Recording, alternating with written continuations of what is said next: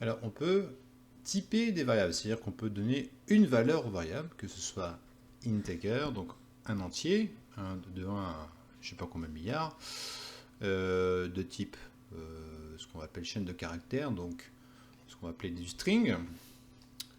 Donc il faut faire attention à ça. Donc on a des contraintes métiers, des fois des contraintes de code, ou en fonction de certaines applications, on est obligé de typer les variables qu'on a déclarées dans notre script. D'accord?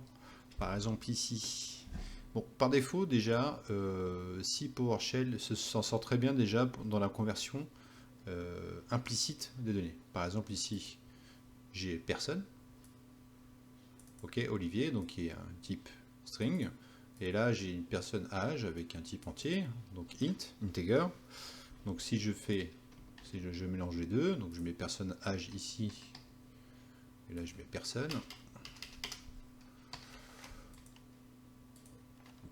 Donc là ça ne veut plus rien dire, hein. Je suis d'accord avec vous. Salut à toi 22, je ne savais pas qu'Olivier en. D'accord. Donc la conversion au niveau de PowerShell, ça se passe très bien. Dans certains cas, on est obligé de typer ce genre de variable. Alors, comment on type tout ça? On va typer, donc on va mettre ici un string, donc on est obligé de le mettre entre crochets. Donc vous voyez, dès que je mets quelque chose entre crochets, et je le ferme, là, vous voyez, il y a un petit rond rouge qui s'affiche. Je vais zoomer.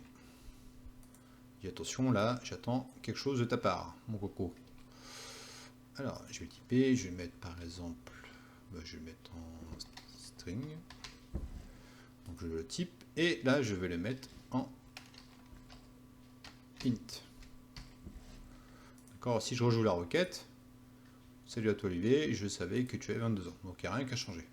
Donc vous voyez ici, j'ai typé les deux variables. Donc je vais affilier une variable, une prédéfinition de cette variable. Ok.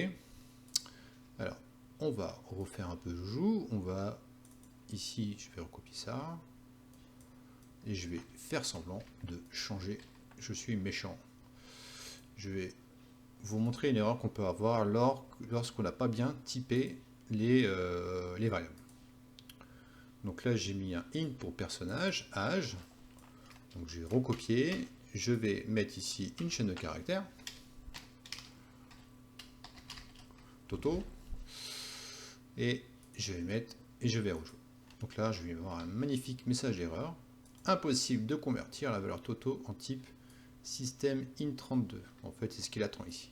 Il attend un entier. Donc là, la conversion n'a pas pu se faire. Ok, le format de la chaîne d'entrée est incorrect. Donc le message est très explicite, pardon. Donc là, on doit changer la valeur Toto qui a été typée en haut en entier.